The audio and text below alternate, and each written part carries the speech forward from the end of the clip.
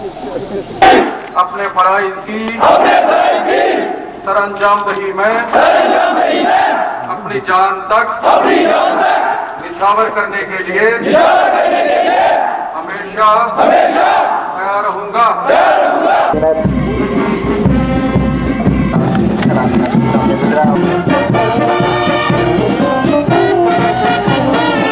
Drill, weapon, mob control, कानूनी निसाब जिसमें RPC, CrPC.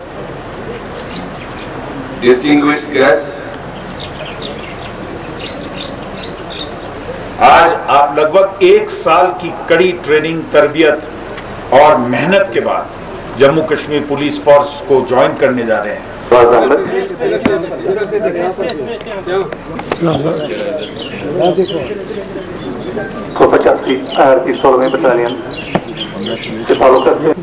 जवानों का हमारा जज्बा, उनका हौसला, उनकी मेहनत, उनकी तरबियत देखते हुए हम सब की छाती चौड़ी होती है।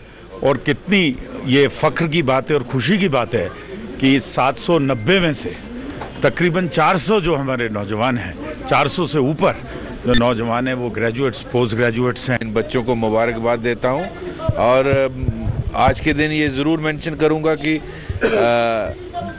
This country and this state must acknowledge the sacrifices of J&K police. 1660 Jammu Kashmir के जवानों ने शहादत दी है, सुप्रीम सैक्रिफाइस।